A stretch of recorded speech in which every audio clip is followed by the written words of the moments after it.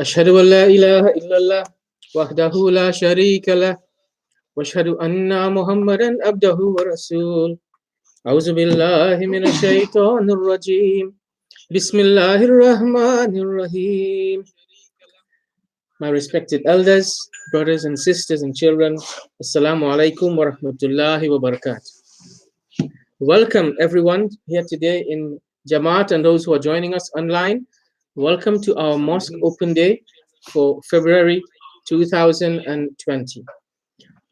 We apologize for the delay in starting. We have two speakers today. One is Brother Ian Dixon, who is running a bit late, and he just messaged me to say that he'll be here in about half an hour's time. And the other is Auntie Fokia Aziz, and I will ask her to come to the podium here and address us today. Auntie Fokia, please. Half an hour's time.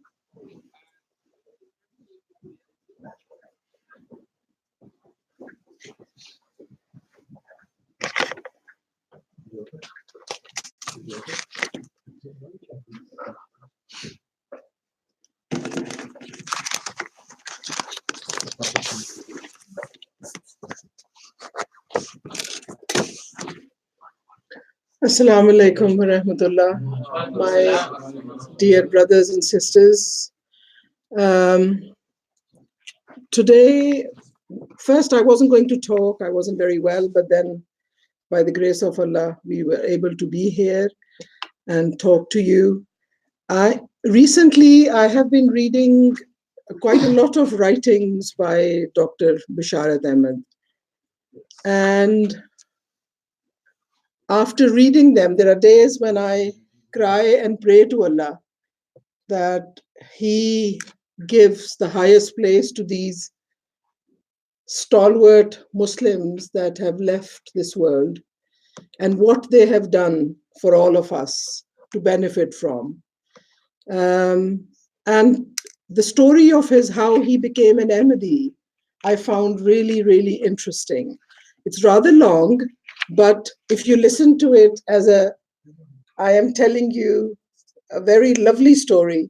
When I read it for the first time, I thoroughly enjoyed every word of it.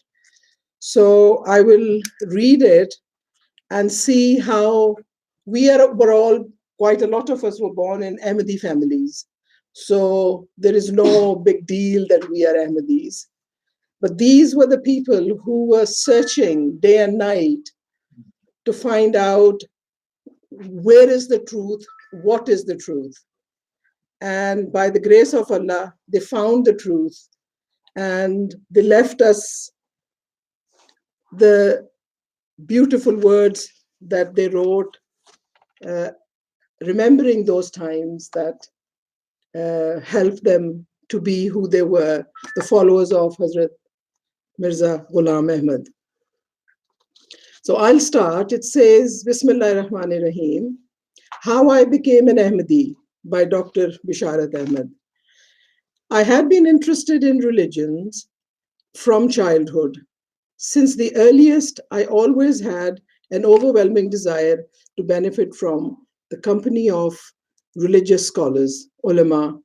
If a Maulvi or a preacher happened to be giving a lecture in our locality, I could not restrain myself from attending it. My forefathers were Hanafis, but while I had an interest in religion, I was also greatly attracted towards investigating religious questions and concepts. Joining the Ahle Hadith.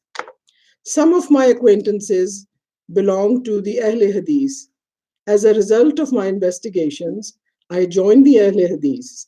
I could not understand that since there existed Hadith reports of the Holy Prophet Muhammad, how one could give preference to a verdict of any jurist. This was the time when the Ahle Hadith were called Wahhabi and were assaulted in mosques and evicted from them. Our family was at that time residing in the city of Sialkot, and we stayed in Sadr Market. I was, however, studying in the town at the Scotch Mission High School. On becoming an Ahl Hadith follower, I immediately started clasping my hands on my chest in prayers and saying Ameen audibly when praying in congregations at the Sadr main mosque. The Imam of the mosque, the late Maulvi Mubarak Ali, did not object or say anything as he was a learned man. But others in the congregation got agitated. There was much noise and uproar, and dire threats were uttered against me. Finally, the matter was reported to the elder of my family, my grandfather. He was quite annoyed with me. I did not argue with him, but started attending the Friday congregational prayers at the Ahl Hadith mosque of the town. The late Maulvi Abdul Karim used to lead the prayers, and I had complete freedom to raise my hands and say Ameen in an audible manner. Argument with Reverend Youngson. I have said that I used to study in Scotch Mission High School. In my class were also the late Maulvi Kaimuddin and the late Dr. Sir Muhammad Iqbal, the same Dr. Iqbal who is the famous poet and philosopher. Reverend Youngson was our principal and was a very intelligent Christian priest. Maulvi Kaimuddin and Dr. Iqbal would debate and argue with Reverend Youngson during the gospel study hour. But in the discussions on the issue of the Messiah being still alive and being superior to the Prophet Muhammad, they could not stand up to the Reverend. On one occasion, there was a terrible calamity when the Reverend Youngson quoted the Quranic verse, Ya Isa inni mutawaffika wa rafiuka ilayya. And the translation was, O Jesus, I will take you and raise you to me. As an argument in favor of the superiority of Jesus Christ, Dr. Iqbal, being ruffled, responded that this verse was not from the Quran. This was a clear victory for the Reverend. The verse was from the Quran. The Muslims felt very discomforted. I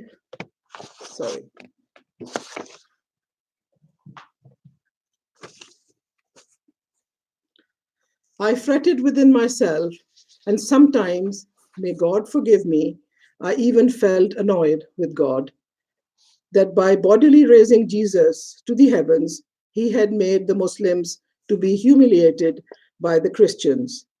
At last, the daily criticisms of Islam by the Christian clergymen resulted in my having doubts about the veracity of Islam. And many a time I thought that I should leave Islam. The scholars of Islam, whom we relied on and had great respect for, however, provided no satisfactory explanations. Perusal of the book Fateh Islam. In 1891, during the period when I was restless in my mind, one day I was laying on a bed in our courtyard when my paternal grandfather, handed me a book and said, look at the wonders of the 14th century. A man, Mirza Ghulam Ahmad of Qadian, has claimed to be the likeness of Messiah and has published this book. I took the book, which was Fateh Islam, Victory of Islam, and started reading it. Immediately, the style of writing captivated me. As I continued reading, I felt as if the words of the book were directly entering into my heart and soul. And when I read the arguments and proofs showing that Jesus had died a natural death, I jumped with joy. I read the whole book in one sitting and flatly told my grandfather that this man was truthful. On this, he said, no, you are yet a child. and have not seen our religious scholars. I hear they are preparing a universal proclamation of kufr, heresy, against this man. But the truth of the book had cast its influence upon me. I was not willing to give up belief in the natural death of Jesus. I had received the gem after so much wanting. The same verse, Ya Isa inni mutawaffika wa rafiyuka alayya, which had always troubled me, was now beautifully satisfying my heart. And Hazrat Mirza Sahib translated it as, O Jesus, I will cause you to die and exalt you in my presence. The situation now in the central market of Sialkot was that in each and every meeting and function where people gathered, Hazrat Mirza Ghulam Ahmad was under discussion, but he was invariably opposed. Hazrat Mirza Sahib in Sialkot. After some days, the town was abuzz with the news that Mirza Ghulam Ahmad, the claimant of messiahship, was coming to Sialkot. Recently, we had listened to the lectures of Maulvi Nuruddin of Behra, Hazrat Abdul Manan of Wazirabad, and Maulana Nazir Hussain of Delhi, who had also visited Sialkot. On the arrival of Hazrat Mirza Sahib too, we went to town. He was staying at the house of the late Hakim Hisamuddin. The street to the house was full of people. As I and a friend squeezed our way through the crowd, I saw Hazrat Mirza Sahib leave one house and enter the next. In that brief time, when I glanced at his face, I saw such a glimpse of saintliness and light that I could not help feeling that this could not be a face of an impostor. It was the radiant countenance of a truthful man. Hazrat Mirza Sahib led the Asr prayer in Hakim Husamuddin's mosque, and I also, with others, prayed behind him. After the prayers, he sat in the doorway of the mosque. A large number of people were present in the mosque, and they asked him various questions on religious matters. His answers were so satisfying that one's faith was renewed.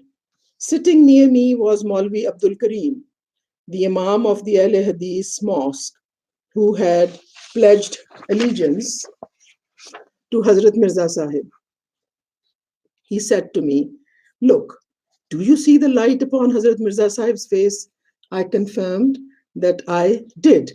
In the evening, we returned home, but my mind had been deeply impressed. When we returned the next day, Hazrat Mirza Sahib was giving a commentary on the Surah Fatiha. Today, of course, every Ahmadi child knows the particular explanation, but at that time, we were hearing it for the first time. We all had heard the explanation of Surah Fatiha by our brother Jawad, and how beautiful it was. I think he did it for 2 or 3 Jumas, and it was like, as he says, that the words melt in your heart and are soaked in, and you think, oh my God, I say it so many times. Why don't I say it the way we should think of it? These truths and fine points of knowledge opened our eyes, and the lectures of our ulama, which I had heard, now seemed shallow. Dr. Iqbal was at that time sitting on the roof of the entrance of the mosque and was full of praise for this exposition of the Quran. Now, if you go and talk about it, you will not hear these mentioned anywhere in the history of Pakistan, I think. Hazrat Mirza Sahib stayed a few days in Sialkot and then went back. Many people in Sialkot took the pledge, among them Maulvi Mubarak Ali, the Imam of our Sadr Mosque. This caused a great deal of trouble in Sadr area. Speeches of Maulvi Muhammad Hussain Batalvi. In the meanwhile, Maulvi Muhammad Hussain Batalvi arrived in Sialkot. He was a leading scholar of Ahle Hadith in Punjab and was at the height of his fame for his knowledge and learning. His mission was to prove Hazrat Mirza Sahib as, oppose Hazrat Mirza Sahib. As I was an Ahle Hadith follower, I had a special regard for him. I met him at a dinner in Sadr, and after this, there was a lecture by him at the main mosque in Sadr, which was disjointed and not at all enjoyable. However, he read out some extracts from a copy of Hazrat Mirza Sahib's book, Izala-e-Oham, and by taking the passage out of context and juxtaposing various passages together, he gave a completely wrong impression to the audience. For instance, he emphasized to us that Mirza Sahib had said that there is a verse in the Quran, surely we have revealed it, near Qadian. He also said that Mirza Sahib applied to himself the prophecy mentioned in the verse of the Quran, I, Jesus, gave good news to a messenger after me, whose name is Ahmad, and did not apply it to the Holy Prophet Muhammad. That Mirza Sahib says that the Quran is full of abusive words and that 400 prophets lied, etc., etc. In short, this is the way he incited us against Hazrat Mirza Sahib.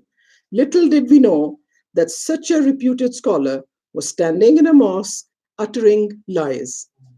And by misquoting passages and slandering Hazrat Mirza Sahib, we were led astray by trusting the mullahs and thus lost the distinction of being among the first followers of Hazrat Mirza Sahib. Thus, after polluting the atmosphere of Sialkot, Maulvi Muhammad Hussain Batalvi left.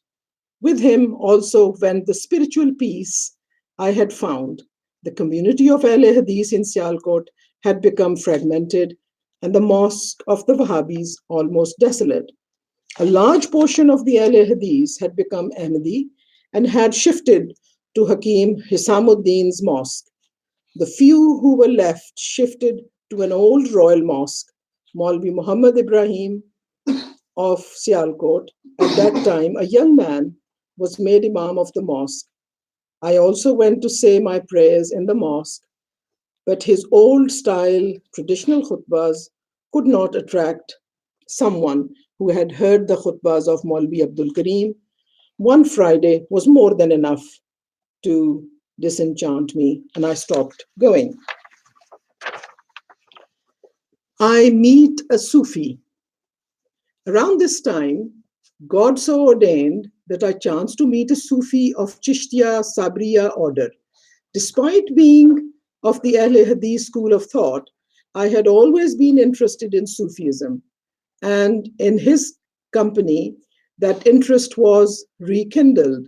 I learned from him all the recitals and incantations practiced in Chishtiya Sabriya order. He once inquired as to my purpose in following these practices.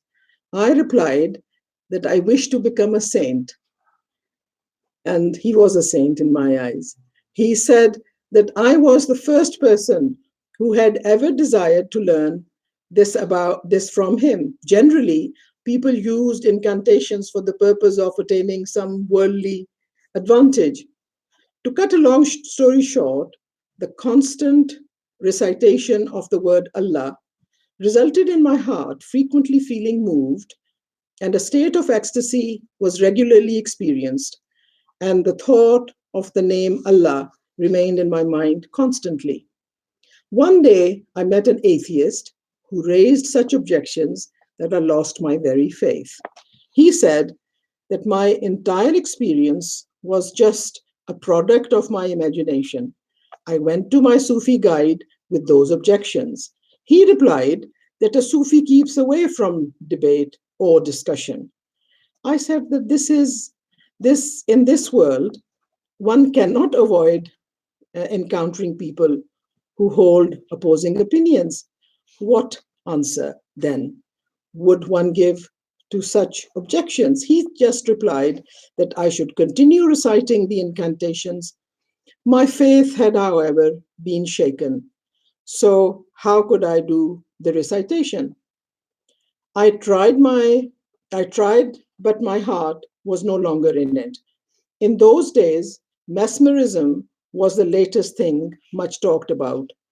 My readings of books on this subject resulted in loss of whatever little faith I still had. I was deeply agitated, and the world seemed to be hell for me. I read the book Brahine Ahmadiyya. So the person who's searching, going up and down in his understanding of what he was looking for. So then he says, I read the book Brahine Ahmadiyya. In the army garrison area of Sialkot, Maulvi Jalaluddin used to teach in the army school. He was a very righteous man and had become an Ahmadi. One day, when I went to visit him, he was inside having a wash. Outside on the bed, the famous book by Hazrat Mirza Sahib, Brahine Ahmadiyya, was lying open. As I sat on the bed, my glance fell on the open page and I began reading it. What a writing it was! It was like soothing balm for my wounded soul. The arguments for proving that the Quran had been revealed by God were so powerful and convincing that as I read on and on, I felt as if a veil was being lifted from my eyes and my faith was being revived. In short, that day, I once again felt that I was a Muslim. I was convinced that whether I understood the personal claims of Hazrat Mirza Sahib or not, if certainty in the truth of Islam is to be obtained, the only way is through reading his books. This conviction grew further when in Lahore, I heard that famous lecture of Hazrat Mirza Sahib at the occasion of a conference of religions, which was later published as a book entitled The Teachings of Islam. Maulvi Abdul Karim's delivery of the lecture had a magnificent story of its own. The substance of the lecture was so lofty and full of the highest truths and deepest knowledge that the public were listening in a daze of wonder. The Muslims were so overjoyed that they were jumping up from their seats. As regards myself, I felt as if the truth and greatness of Islam was entering every fiber of my departure to Africa and return. On graduating from the medical college, I went to East Africa. There I was always in the company of the late Dr. Rahmat Ali, who was very pious Ahmadi. I had the opportunity and time to study Hazrat Mirza Sahib's books, and my faith in his veracity went on growing stronger. However, some influence of the ulamas still remained upon me, and their declarations of unbelief against Hazrat Mirza Sahib prevented me from becoming an Ahmadi. On returning from Africa, I was assigned to the Zafarwal district of Sialkot on plague duty. I read much of the writings of Hazrat Mirza Sahib, both in criticism of other religions and about his own claims. The books Aina-e Kamalat-e-Islam and Ayam-us Sulah particularly made a deep impression on me. Around this time, an Ahle Hadith Maulvi became the Imam of the mosque at the nearby village. When the Maulvi realized that I was being influenced by Ahmadiyyat, he gave me the book Saif-e-Chishtiya by Pir Meher Ali Shah and another book which was probably entitled Shamsul Badaya. I read these books, especially the arguments given in favor of the contention that Jesus was still bodily alive in heaven. On comparison with the arguments for the natural death of Jesus, the arguments for Jesus being alive appeared to me to be worthless. I flatly told the Maulvi that the books that he had given me had only served to increase my belief in the veracity of Hazrat Mirza Sahib. The Maulvi was very annoyed with me, and that was the last I saw of him. My investigations regarding Hazrat Mirza Sahib. I was transferred on plague duty at a nearby village of the Pathans. An officer, Munawwar Khan, had been suspended for not assisting in the efforts against the plague. As I got to know him, he requested that I intercede for his reinstatement. He said, previously, when we were in difficulties, we would ask the Mirza of Qadian to pray for us. And then, by the grace of God, our problem would be solved. But now he has claimed to be Jesus Christ, the Son of God. Our ulama have proclaimed him an unbeliever, and therefore we have stopped going there. I asked whether he personally knew Mirza Sahib. He replied, yes, I know him from childhood. He is a very righteous, godly, and abstinent man whose prayers are answered by God. We have experience of his prayers. They work like an arrow going straight for its target.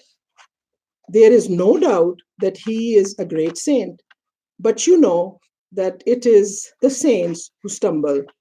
It appears that at some stage in the spiritual path, Mirza Sahib, like Mansoor, slipped or went astray.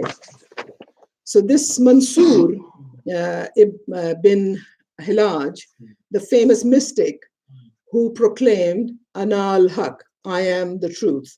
So they're talking about him. I was particularly struck by what he said. I had the opportunity to frequently go on official duty to various areas of Gurdaspur district. I met Sheikh Noor Ahmed, a chief of Patala, and various other people who were not Ahmadis and were acquainted with Mirza Sahib since childhood. Their replies to my inquiries regarding Mirza Sahib convinced me that he was a righteous and saintly person. I was already satisfied with regards to his claim, but I was still apprehensive about taking the pledge, Bai'at, for opposition to Ahmadiyyat knew no bounds, and we know about it even today. Illness of Mumtaz Ahmed. My son, Mumtaz Ahmed, was at that time 2 years old. I was appointed in Shakargarh district, Gurdaspur, on plague duty. While my family was residing in Amritsar, Mumtaz Ahmed contracted typhoid fever, so dangerous that his temperature would not go below 105 Fahrenheit, day or night, and sometimes rose even higher. And the signs and symptoms of typhoid fever became fully apparent. The best doctors of Amritsar were in agreement that the typhoid was so severe that if the boy survived, the fever would not reduce in less than 3 or 4 weeks. I had taken 1 week's leave from work. The child was unconscious all the time, lying like a corpse, and there appeared no hope of survival. On the 11th day of the illness, my leave expired. The boy's pulse was erratic, and there was no change in his fever or unconscious condition. I was desperately worried and refused to return to my duty. The elders in my family advised me not to take such a foolish step, as what was destined to happen would happen in any case, and I should not risk my employment. By coincidence, in those days, Hazrat Mirza Sahib's book, Barakatud Dua, The Blessings of Prayers, was in our house, and my wife had read it. She said to me, "You will have to pass through Gurdaspur on the way back to Shakargarh. On the way is the town of Batala. From there, if you go to Qadian and ask Hazrat Mirza Sahib to pray for the child, it is possible that God may answer." Mirza Sahib, in his book Barakatud Dua, has written with great emphasis, "O you who say that if prayer is effective, then show it. Where are you? Run to me so that I show you that effect as clear as the sun." My first time in Qadian. On hearing these words from my wife, I immediately prepared to depart. As I was unfamiliar with the environs of Qadian, I requested an Ahmadi friend to accompany me. The train left Amritsar at 10 p.m. and we reached Batala at midnight. There we hired a horse cart to take us to Qadian. The road was in extremely poor state of repair. After a rough and jerky ride, we reached Qadian at 2 in the morning. The night was terribly dark and nothing was visible. There were no signs of lanterns in Qadian. It was the winter season, so the doors of the houses were closed. My Ahmadi friend led the way and I followed behind. In the darkness, we could not make out anything when unknowingly my friend pressed against the door of Hazrat Mirza Sahib's house and it fell open with a jolt. Hazrat Mirza Sahib was offering the Tahajjud prayer. He closed his prayers with salam just at the time, and after inquiring as to our purpose, he directed us to upstairs to the Mubarak Mosque. On arriving upstairs, we found ourselves in a small mosque.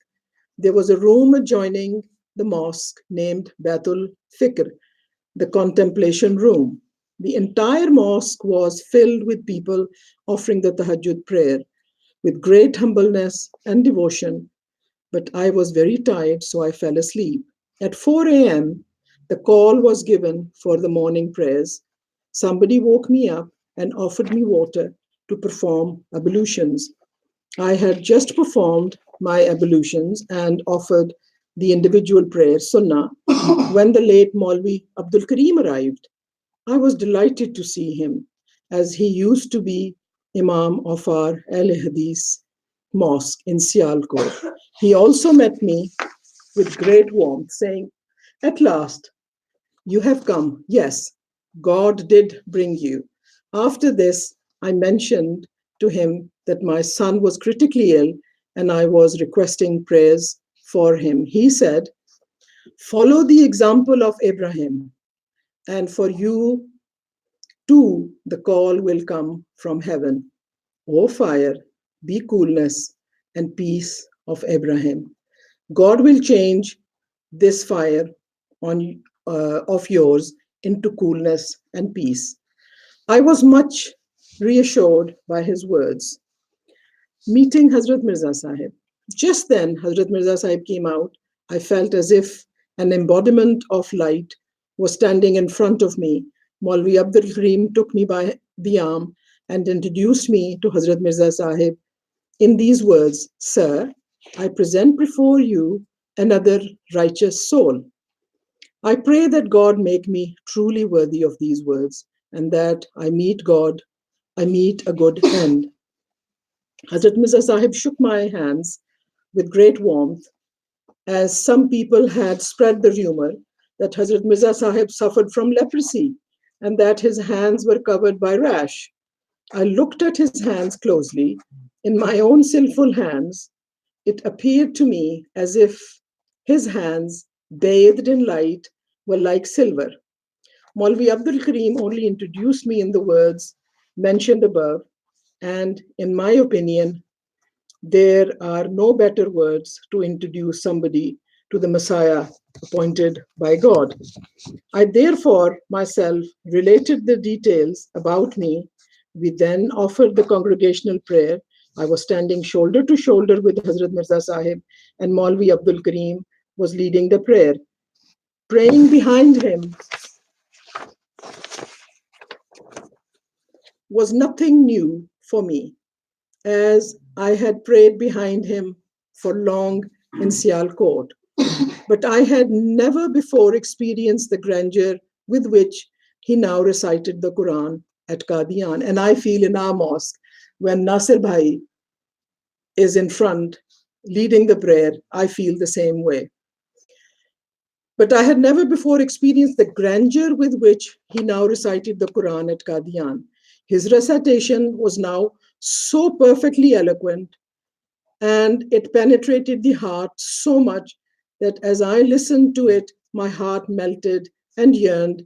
It is my belief that change was due to the blessings of the Messiah, for I had long heard Maulvi Abdul Kareem's recitations of the Quran. It had neither possessed such eloquence or the penetrating effect. Result of the meeting. After the prayers, Hazrat Mirza Sahib went inside. Khalifa Rashiduddin had already asked me whether I would like to meet Hazrat Mirza Sahib in the mosque or privately. I desired to meet him in private. Shortly thereafter, Hazrat Mirza Sahib invited us inside. We entered a room in which some children were asleep, but children were sleeping. Hazrat Mirza Sahib was sitting on a bare rope woven bed, not covered by any soft bedding. On seeing me, he shifted towards the foot of the bed and invited me to sit towards the more comfortable head of the bed. Out of respect, I refused, but he took my hand and sat me down near the head. He himself remained at the rough side, and my friend sat between us. I asked to know of some spiritual devotion for purification of the heart. He said, just say the daily prayers with care and with understanding of the meaning of the words. I was quite moved by his answer, for I had tried various incantations and recitals, but with no good results, except that my heart had got spiritually weaker and I had lost the strength to face the world.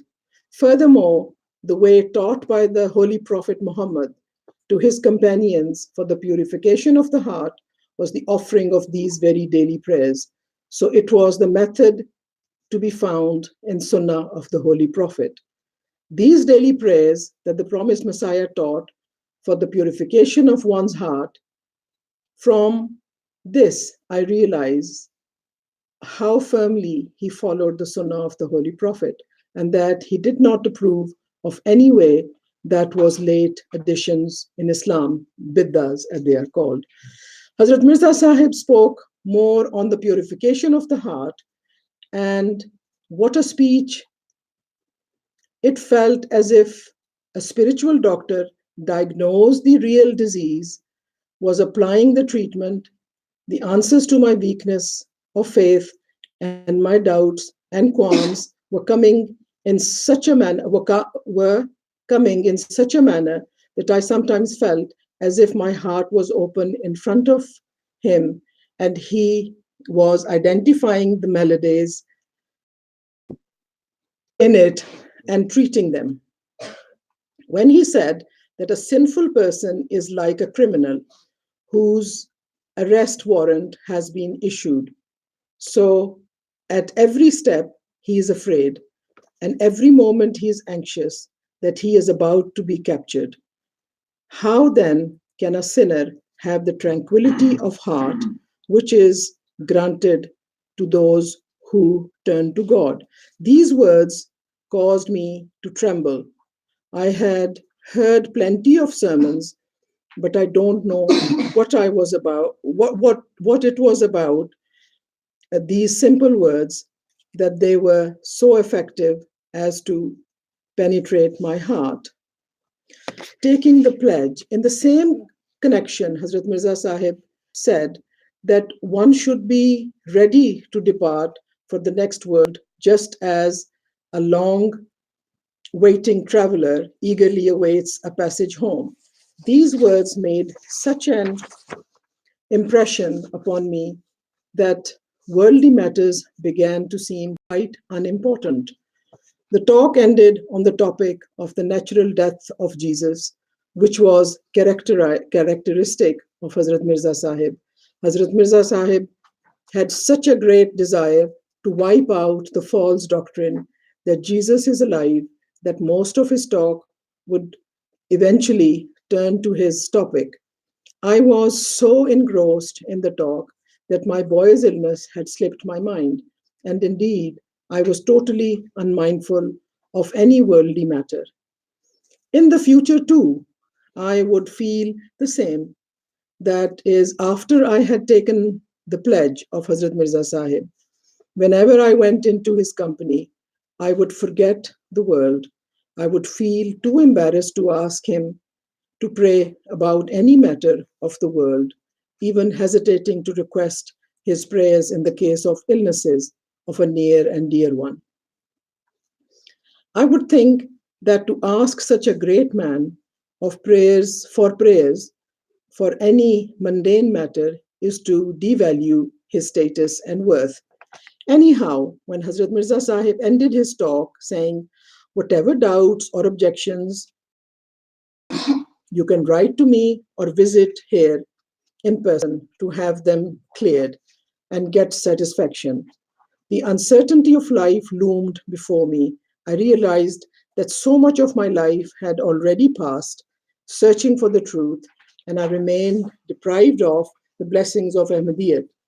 One cannot rely on life, and I might die in a state of spiritual ignorance. I said, Sir, accept my pledge of allegiance.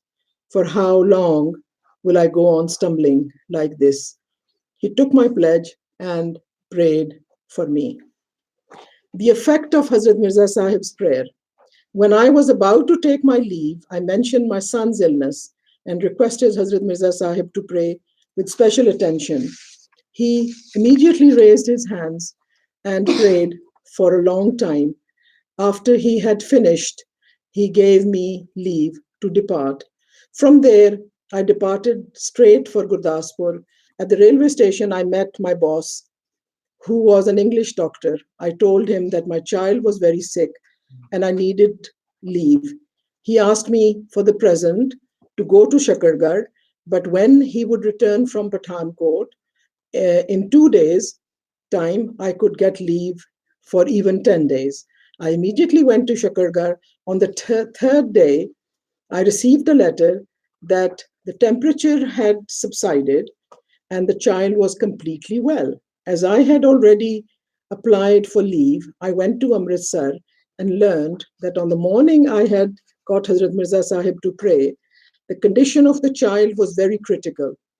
By nightfall, everyone was despondent. 12 days had elapsed since the onset of the fever. But when the temperature was taken late night, it was found to be normal. The elders of the family, on hearing of this, said that the thermometer had not been placed properly. However, after taking the temperature several times and finding it normal, the doctor treating the child was informed. He was highly capable doctor. He said, have you gone out of your minds?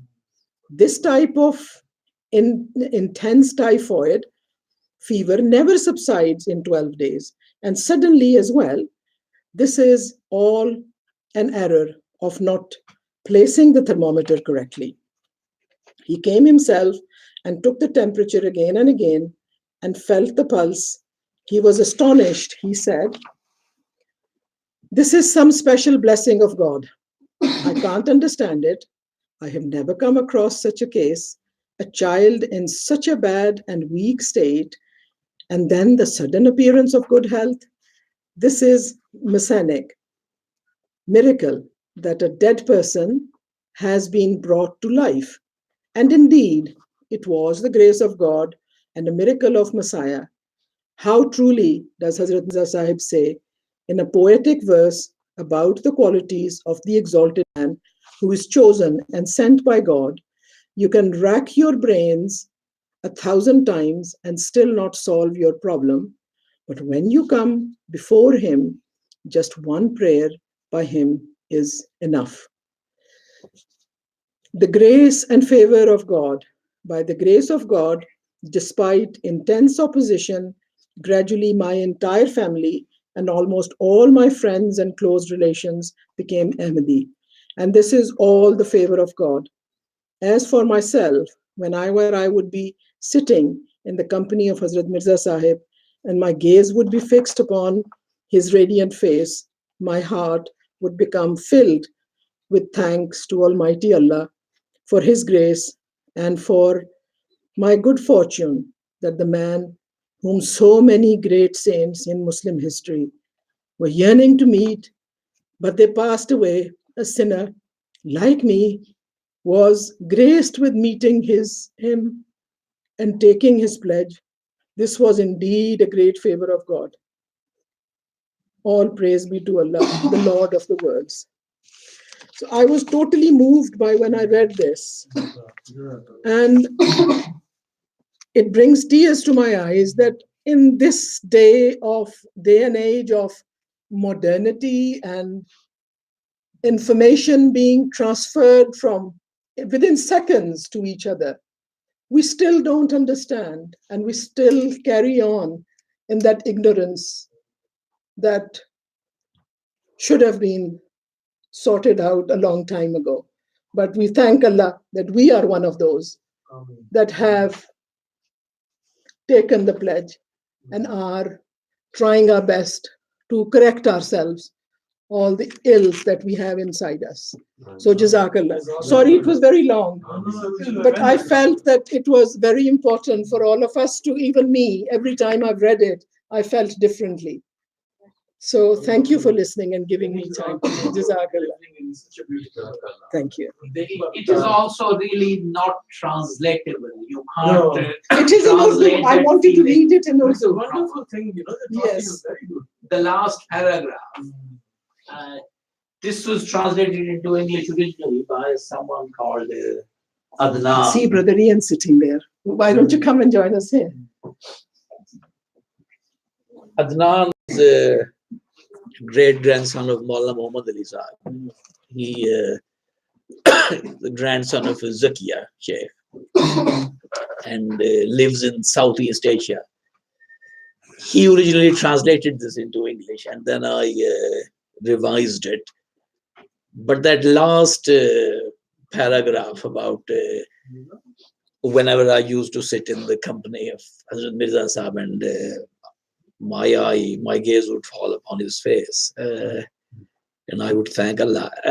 That needs to be read in Urdu because it's not possible to convey that feeling which he has described in it. And the other thing is that it reads like a thrilling story, doesn't it? That then I did this, then this happened. This is to save time. We removed many sections of this. So you see a person's true feelings, his true experience, that he's trying to find the truth. He's not satisfied with the religious ideas as they are taught. To find satisfaction, he goes from one place to another, to Sufis or Ahle Hadith, etc. He's trying all sorts of things. And then the other thing is that although impressed by the teaching of Hazrat Mirza Sahib, he cannot believe, and many of us couldn't believe, that renowned scholars of Islam would be openly telling brazen lies about Hazrat Mirza Sahib. In mosques, they all felt, well, there must be some truth to this. This can't be completely false. So that, as he says, that prevented him from becoming one of the early followers of Hazrat Mirza Sahib. These things are still being said in the mosque. Yeah, You know, the ones you yes. said about Mirza Sahib, the kalama is different and Yeah. Quran was revealed near Qadian. They keep still saying that in the mosque. If you go to the Sunni mosque, they will still say the same. Yes, and that he said the Quran is full of abusive words. So I've actually read this several times in Urdu because I enjoy reading it. So I hope that it's useful also for the young people, because he was a young person in search of the truth and went from one place to another. And I think reading every word that he writes, wherever you read his words, are words of a saint. There can't be anything less than that, because it leaves your heart with such calmness that he was looking for. Now we have found in him and like him, and we have treasures in our libraries that we don't spend time in, and I am guilty of that. Hazrat Mirza Sahib had some revelations about Dr. Basharat Ahmad, and one of them was also received by an inspired saint of our Jamaat, that gentleman, Sayyid Rasulullah Shah Sahib, that there's a verse in the Quran, لَقَدْ كُنْتَ فِي غَفْلَةٍ مِّنْ هَذَا. Before this, you were in a state of ignorance about it. فَكَشَفْنَا لَغِطَاءَكَ فَبَصَرُكَ الْيَوْمَ حَدِيدٌ. And when you read in particular the explanations of the Quran and Islamic teachings of Dr. Basharat Ahmad Sahib, then you realize that some sort of veil has been lifted from his eyes and his sight. And I am glad that the relative of his is sitting amongst us. Yes, we haven't said that his grandson. And also Hazrat Mirza Sahib had a revelation about him. Muharrar Mujaddad Hind is the scribe of the Mujaddid of India. Muharrar. And Tahrir, from Tahrir. And so Dr. Basharat Ahmad Sahib then is the person who produced that incomparable book, Mujaddad Azam. In And three. there is just to add, obviously, Dr. Basharat Ahmad Sahib saw a dream. He wasn't in Qadian when Hazrat Mirza Sahib passed away. So Dr. Basharat Ahmad Sahib had a dream that Mirza Sahib came in his dream and said, they are planning to murder me in Qadian. And Allah has appointed you as a guardian or savior. You're going to save me. So when he wrote the book Mujaddad Azam, he said, now I realize this was I have saved his life, Hazrat Mirza Ghulam Ahmad. Otherwise, the Qadianis have totally distorted his message and the teachings of Hazrat Mirza Ghulam has appointed you as a savior. Relate when you that the night Hazrat Mirza Ghulam Ahmad Sahib died, Dr. Basharat Ahmad Sahib hadn't yet received the news, and he saw Hazrat Mirza Sahib in a dream, who said to him, plans are being hatched in Qadian to murder me, and will you defend me? Will you save me? And Dr. Basharat Ahmad said, plans to murder you, and that those two in Qadian? How can this happen? And Hazrat Mirza Sahib said, yes, they are being made. And I then said, yes, I will defend you. And apart from Mujaddad Azam, he's written many articles and booklets in defense of Hazrat Mirza Sahib, both against the anti-Ahmadiyya ulama in refutation of them and of the wrong beliefs of the Ahle Rabwa. So I think we've gone on for quite a long time, and I'll finish there and ask Mushtaq to come. Thank you. With us. Growing up in the West Indies, I was not fortunate to read all of these things, but what I was fortunate to read was the book, The Teachings of Islam. And that has given me my convictions in my life. This is why I grew up in a sugarcane village, but today I am here. I stand here before you with my own convictions because of that book. And inshallah, Allah will perform all of our tawaffa. And depending on our relationship with Him, He will perform all of our rafa'ah. It is with pleasure now that I ask Brother Ian Dixon to address us. I know he has been traveling and he's been stuck in traffic and he's been delayed. I look forward to hearing you. Brother Ian, please address us. No, if you sit there, everything's been transmitted. Okay. Assalamu alaikum. It's good to be home. Oh yeah. Good to have you home. Yes. yeah, things didn't work out the way that I anticipated today. I was called away to Sheffield. So I've actually travelled down from Sheffield to see you today. And there was delays on the trains. Drivers didn't turn up. So, but I made it. Praise the Lord. So,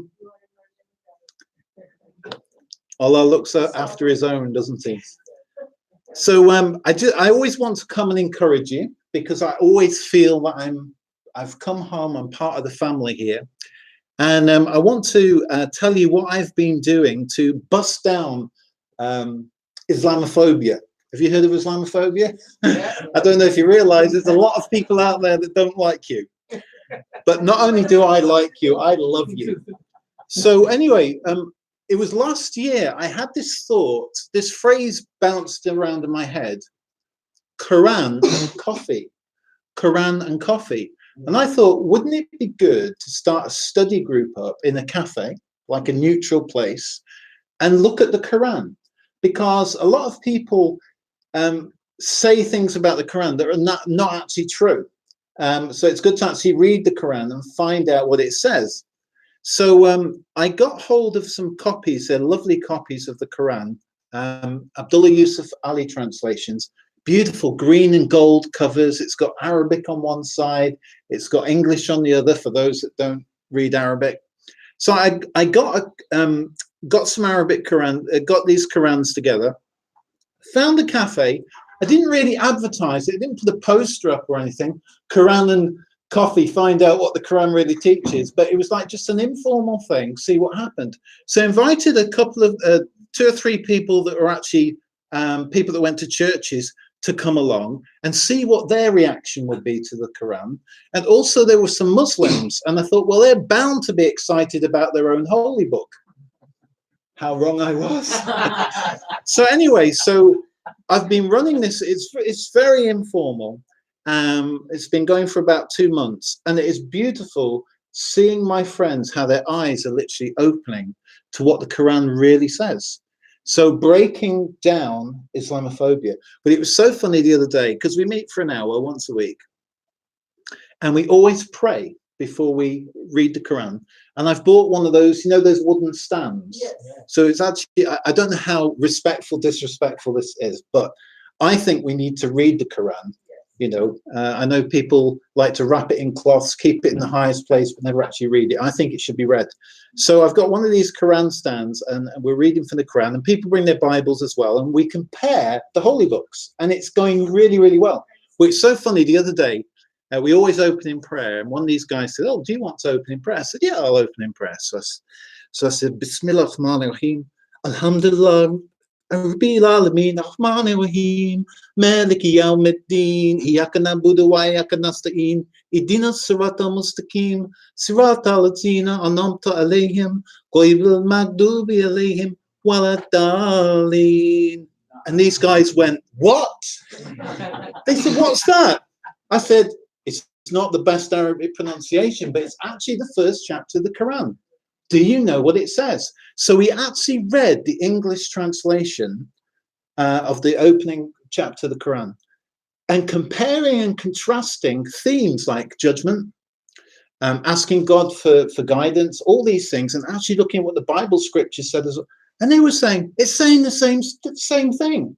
Fantastic. Were the Muslims interested? No. But anyway, coffee and Quran, I recommend it. So that's one thing I'm doing. I came across this phrase, it was a quote from somebody, but I can't actually find out who actually originated the quote, because wherever I see it, it's attributed to somebody else. But the quote says, an enemy is someone whose story you have not heard. An enemy is someone whose story you have not heard. And I thought about breaking down barriers and getting people to read the Quran, because people have got a lot of hatred, they've got a lot of prejudice, a lot of misunderstanding. But an enemy is someone whose story you have not heard. So it's going really, really well. So Quran and coffee, I recommend it to all my friends. Another thing I've been doing is I met somebody who, she kind of runs like a converts to Islam class. And she belongs to a different sect of Islam, lovely person. And she said to me, she said, you can't believe all statistics. You know what they say, there's lies, more lies than statistics. But anyway, she said 7 out of 10 converts to Islam leave the faith after 3 years. Okay. And so she is very keen to actually nurture new converts in Islam. So I asked her how it was going. She says, you know what, we need Qurans. We need Qurans with the Arabic, with the English, and the transliteration, you know, where even if you can't read the Arabic, you can pronounce the words. She says, we're desperate for these Qurans, but she says, nobody's interested.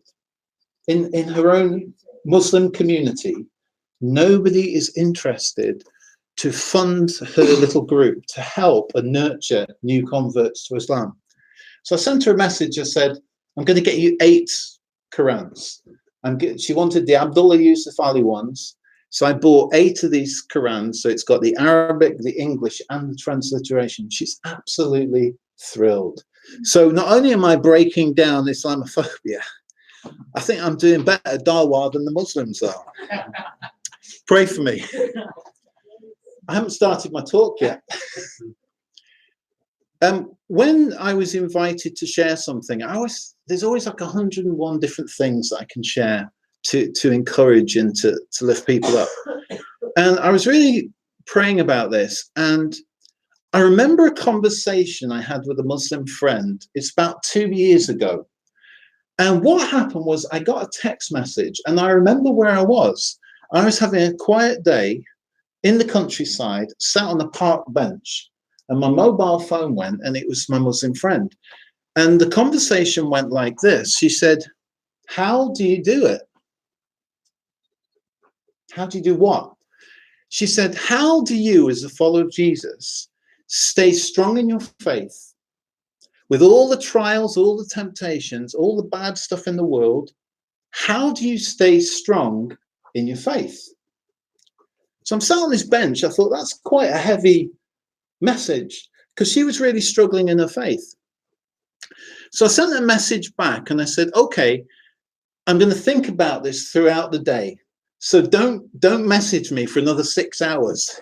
I'm going to think this through, and gradually through the day, I will text you some thoughts, reflections that are on my mind about how I stay strong in the faith. And then at the end of that time, I'll say, I finish now. And then she could respond. So basically, what I'm going to share with you is a conversation that I had about 2 years ago. And I was asked the question, how do I stay strong as a believer? So the first thing I thought about is, I'm going to say we. So I want to encourage you. Maybe there's things I'm going to share that I can encourage you. So instead of saying I'm going to say we.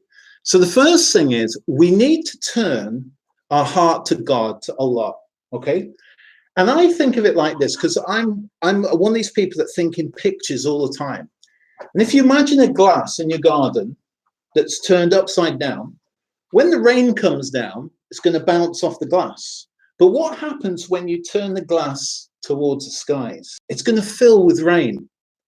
And in our relationship with Allah, with the Creator, we need to be like that glass and actually turn towards Him. So we're like saying, Allah, I love you. You're my Creator. You're my King.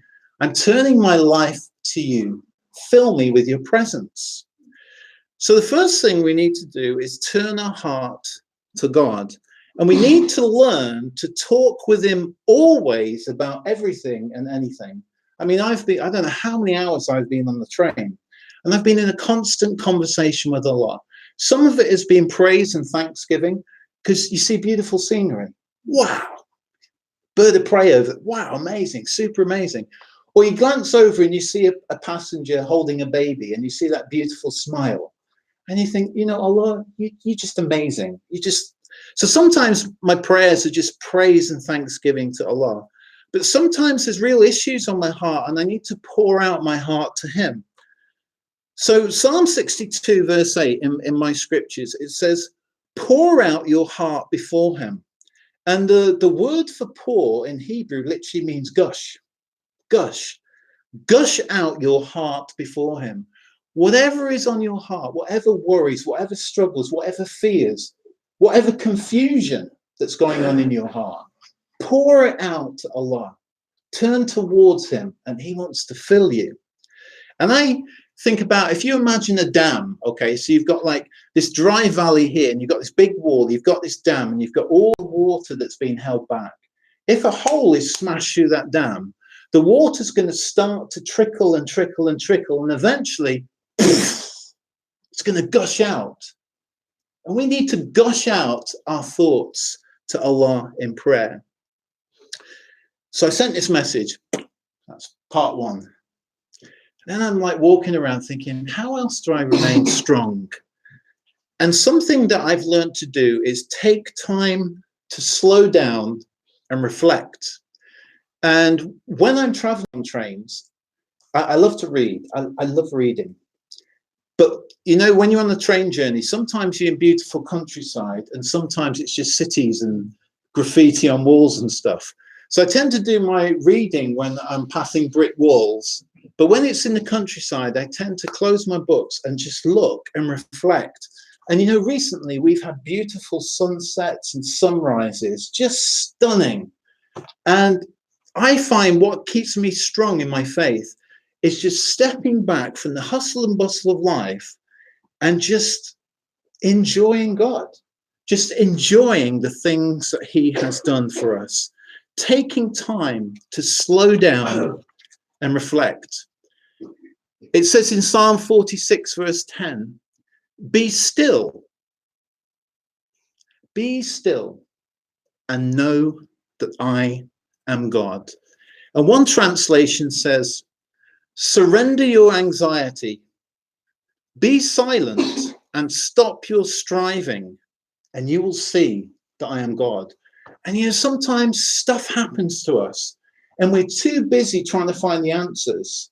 But actually Allah says, slow down, be still. Let me take care of it. So that's another thing that I've learned to do. Be still. And it's actually very difficult for me because I'm a bit of an action man. I've been called a workaholic and all sorts of stuff. Be still. So I sent that message to my friend. And I'm walking around thinking, how else do I remain strong? Learn to forgive again and again and again. You know, forgiveness, if we don't forgive people, it can rot us inside. Very recently, I went to visit my aunt. Sadly, she passed away the last few weeks. But she's got this lovely, or she did have a lovely garden bench. And I sat on it and it went. Now, it could be that I was too heavy, but actually on closer examination, in my defense, the wood was rotten. On the outside, it looked strong, but it was rotten through and through. And unforgiveness, to have an unforgiving heart, can rot us on the inside. And we need to let go. And some people think, oh yeah, but if I forgive somebody, I'm letting them off the hook. But actually, we're not letting them off the hook. We're actually hooking them onto Allah. Let him deal with them. If they have treated you unjustly, Allah's a God of justice. Don't get bitter and angry. Let it go. Forgive the person. Put them on Allah's hook. Let him sort them out. I grew up for 10 years in a small cottage, a tiny cottage, and there was no central heating. It was just 2 coal fires. And we used to have one of these pokers, you know, to poke the logs and the coals and stuff like that. And what me and my brother used to love doing is stick the poker in the fire and leave it there. And then it would glow like red and white. And you could take it and actually make marks on logs and stuff. But unforgiveness is a bit like getting that red hot poker and taking hold of it and holding on to it. You wouldn't do that, would you?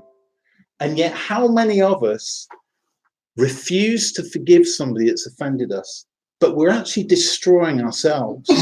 So one of the things that I've learned is learn to forgive again and again. Ephesians chapter 4, verse 32 says, and be kind one to another, tender-hearted, forgiving one another, even as God, for Christ's sake, has forgiven you. Let go of the red hot poker. Forgive. You're not letting them off the hook. You're just hooking them onto Allah for him to deal with them. So I sent that text message. Another thing, what I found so helpful, I call it have faith as small as a postage stamp. You know, we can make our deen, our way of life, our religion, our faith, we can make it so complicated. But I like to say, I can write my faith on the back of a postage stamp. And Jesus said in Mark chapter 11, verse 22, he said, have faith in God. I can write that on the back of a postage stamp. And that affects everything that I do, having faith in God. I can trust God's promises contained in the scriptures. And God's promises are like fruit growing on a tree. They only benefit you if you actually take the fruit and consume it. And we need to study Allah's word, look at his promises, and actually let them consume us. And then we benefit from them. And some of the promises I found so helpful. Hebrews chapter 13, verse 5. God says, I will never leave you nor forsake you. You know, we might have times, desperate times, where we think we're alone. Everybody's left us. We think we've got to sort things out on our own. And although we can't see Allah, he promises, I will never, never, never, never leave you nor forsake you. I am by your side, because he wants to help us, to encourage us, to lift us up. I remember once, it wasn't long after we got married, we didn't have a lot of money. We still don't have a lot of money, but all we could afford was this flat. But actually it was a house that was divided into two. So it's a terraced house, but the owner had like blocked off a connecting door and one end and stuff. So our front door was actually the ground floor through the back door, and the upper flat was like the equivalent of the front door. But unfortunately, when we got married, we had no neighbors upstairs for 6 weeks. It was paradise. It was beautiful, our peaceful flat. Then the neighbors from hell moved in. And I mean, neighbors from hell. They didn't work. They'd be playing loud music till 5 in the morning. Now, at the time, I was walking to work, and it was an hour each way to work because finances were tight. I was walking to work, and I had to set off for work at 5:45 at night, 6 in the morning. Okay. So when you've got music that's been pounding all night and you've not slept, and you go to work, do a 12-hour shift and walk back another hour, it's not really, really good. But God promises, I will never leave you nor forsake you. So we have a phrase in our house, God, I don't know what to do, so I'm keeping my eyes on you. God, I don't know what to do, so I'm keeping my eyes on you. And we prayed for weeks and months, both getting really ill because of the problems we were having with the neighbors. The police were coming around, shining lights through the windows, and all sorts of stuff was going on. And we actually had to get away from our flat, to have some peace, to talk in freedom. We had to go to a railway station and take a flask of coffee and sit on the platform. Can you believe that? Just to have personal one-to-one conversation with nobody being able to listen to us. And we were going through a desperate situation. And I remember we were in a cafe one day, and the only way I can describe it was the voice of Allah saying, prepare for your exodus. And it stunned me. And I said to my wife, I said, we're going to be moving. We're going to be moving. Because we couldn't afford to pay for a house to rent. We could only afford this small flat, and it was making us ill. And this thought just came, prepare for your exodus. Well, weird things happened. My landlord came to us and said, I want to reduce your rent. What landlord ever reduces your rent? They always put it up. At the same time, my boss at work said, I'm going to give you all a pay rise. I had never had a pay rise in my entire life at work. And through the reduction of rent and the increase in pay, we were able to then afford to rent a house. So the Exodus came. God says, I will never leave you nor forsake you. Another promise that's been very special to me, Philippians 4 verse 19, my God shall supply all your needs according to his riches in Christ Jesus. Our God is incredibly rich. He made the universe. It all belongs to him. And in his time and in his way, he supplies his wealth to help us when we need it. It's not that we can just say, give me a helicopter, give me a speedboat. It's not like that. God knows our needs and he promises to meet our needs. I was getting on a train at Manchester and I was headed towards Crewe. It's a 40-minute journey. As I got onto the train, these words just echoed round my head. I want you to buy 100 Bibles to give to people. Okay, now I've bought Bibles before and I know where I would buy them from, and I know it would cost me £500. So I've just got on this train, I'm just sat down and these words go through my mind. I want you to buy 100 Bibles to give to people.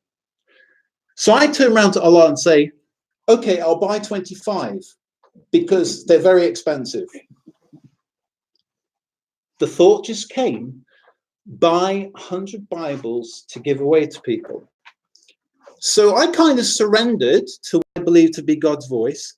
And I said to God, okay, I'm going to buy 100 Bibles, but they're going to cost me £500. So you're going to have to supply. So I'm on the train. I get to Crewe where I live, and it's 5 minutes walk to my house. I unlock the door and I go in. My wife's doing the ironing and she turns around to me. She says, somebody's left a message on your iPad. So I went to my iPad, opened it up. It's somebody on the other side of the world. And the message simply said, God has told me to give you £500 for Bibles. That's amazing, isn't it? God, so I faithfully bought them and I distributed them. So I'm thrilled at the promises of God. And he also says in Psalm 32 verse 8, I will instruct you and teach you in the way that you should go. And you know, sometimes we need to make decisions, like it could be to do with employment, it could be to do with studying, it could be to do with issues that are going on in the family. And we think the best thing to do, but it's not always the best thing. And God promises, I will instruct you and teach you in the way you should go.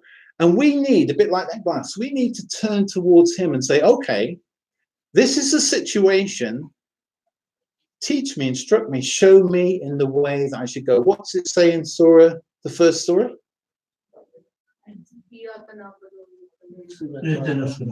Excellent. And the translation? Show me the right path. Show me the right path, guide me. We need his guidance daily. And how does that guidance come to us? It comes to us in dreams. We've probably all experienced dreams where that's kind of like showed us the way to go. It might come through the advice of somebody who's full of wisdom. You know, the people with the grey hair, they've got a lot of wisdom. Hey, I've got grey hair as well. I'm learning the wisdom. So, you know, Allah can speak to us through dreams to give us direction and instruction. He can speak through the wisdom from people around us. He can also show us from Scripture the direction we need to take. And also he shows us direction sometimes through what I call providence. Sometimes he keeps doors shut. So if you're looking for jobs, interview after interview after interview, not interested. Or they always say, we'll let you know by Wednesday. And they never do get back to you. And so the door's shut and you haven't found that job you're looking for. And then suddenly a door opens a different direction. And it's kind of like you walk through and you think, yeah, this is the job for me. So you might not have had a dream. You might not have even had any advice from somebody, but Allah's spoken through his providence. He's either opened doors or closed doors. So I sent that message to my friend. And then I went away and thought about what else keeps me strong. And I thought, I've only got 6 points. This is point 5. So hang on there. Expect suffering. Somebody said to me once, Ian, what's your theology on suffering? And I said, it hurts. If we have a view that because we're believers, that somehow Allah's going to protect us and nothing ever is going to hurt us, harm us, we're going to have a shock. We're going to have a rude awakening. And if we don't prepare to expect suffering, when it happens, it's going to hit us hard and it's going to knock us off our feet. But if you take the attitude, actually, yes, suffering is going to come. Why should I be immune to it? When it comes, you're prepared. It doesn't make it easy, but it doesn't kind of like sweep you off your feet and you lose your faith. And to give you an example of somebody that I knew, she was diagnosed with a serious brain tumor. And basically, she was told she's going to die. And she was asked, whoa, you know, you must be thinking, why me? Why me? And she said, no, why not me? Why should I not get the brain tumor? Why does it have to be somebody else?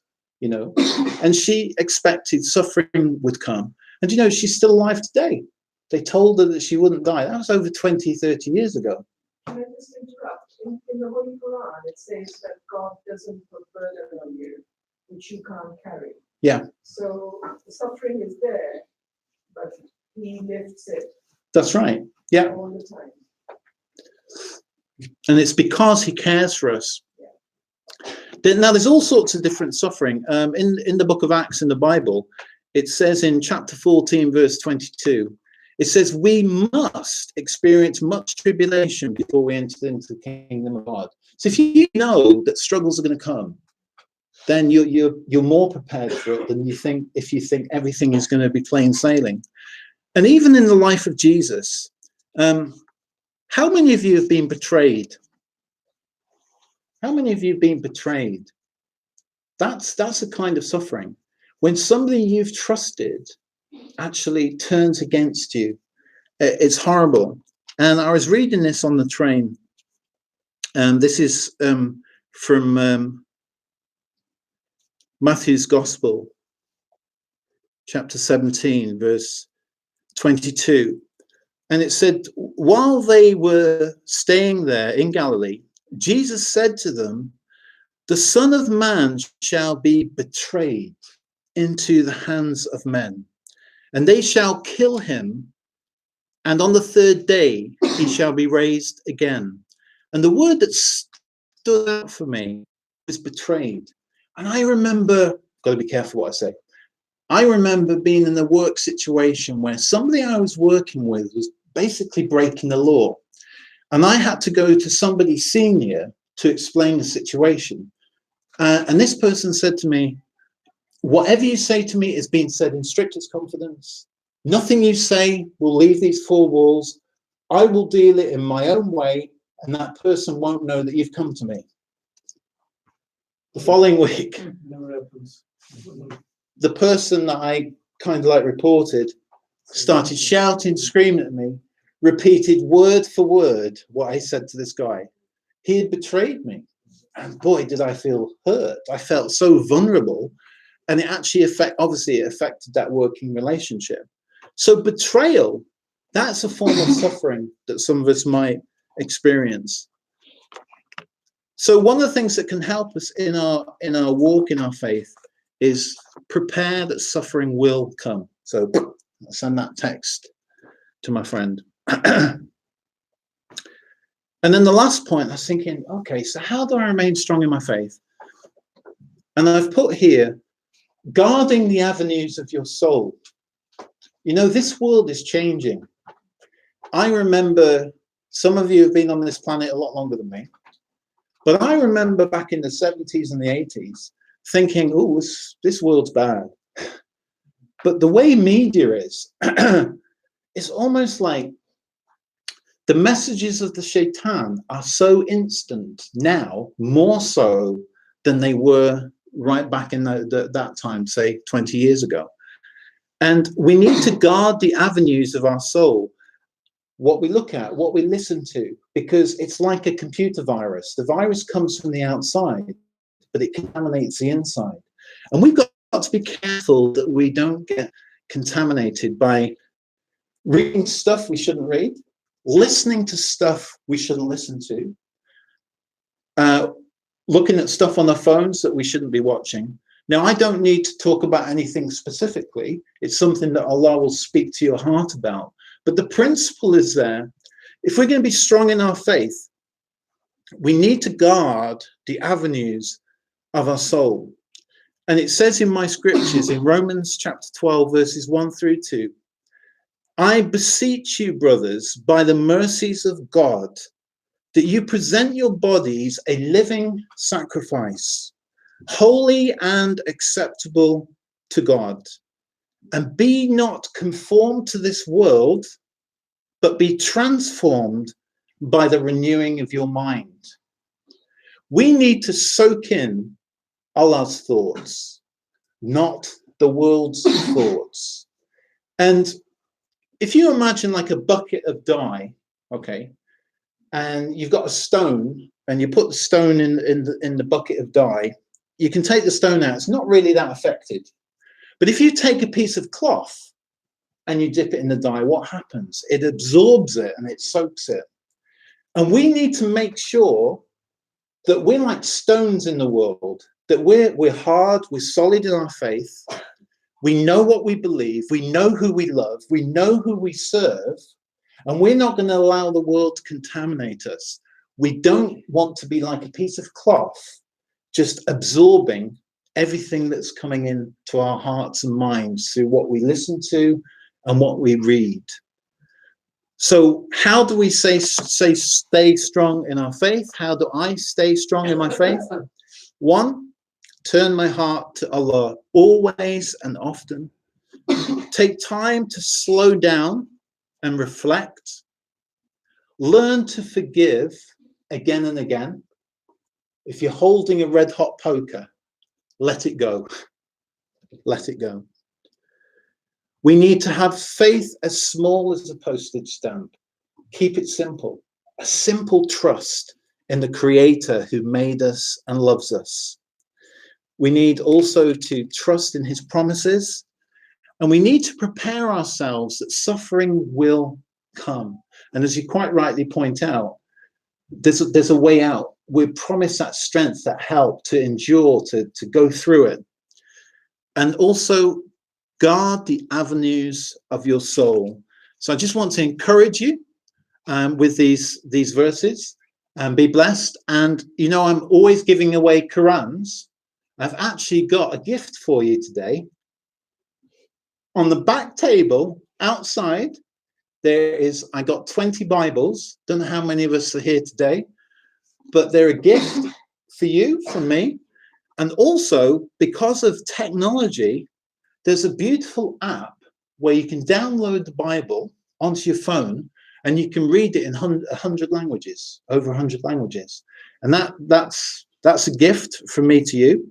And also, because I'm a real gift giver, I have to say no magnifying glass is included in this gift, but I've photocopied over 500 promises that God's made to us in Scripture to encourage us and lift us up. And they're on the back table as well. So help yourself. And it would be nicer if my luggage is a lot lighter going home than it was coming. And I say these things in the name of Jesus. Thank you very much, but you haven't told us what your friend replied. So my friend replied after the 6 hours. She said, "Thank you very much."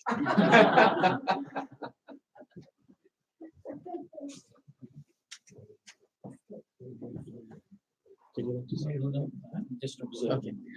Thank you, Brother Ian. Thank you so much for your message. And every point that you made today is a verse in the Quran which deals with that point. In Quran. Indeed, indeed. One of the most succinct is that, "O mankind, do you think that you will believe and not be tried? And certainly we will try you with loss of property and fruits and loved ones. But give good news to those who when a calamity befall them say, from Allah we came, and to him we shall return. One of my favorite verses of the Bible is from Psalms chapter 40, verse 4. Blessed is he who maketh God his trust. Thank you all for coming today. Yes? Color yourself in Imbue yourselves with the colors of God. Yes, indeed. Thank you so much for that. Thank you all for coming. It is soon, in the next few minutes, will be time for Maghrib Namaz. And after Maghrib Namaz, we will have some refreshments. So please stay with us. To those who joined us online, we thank you again. And thank you to Dr. Zahid, who's arranged all of this broadcast for us. Assalamu alaikum.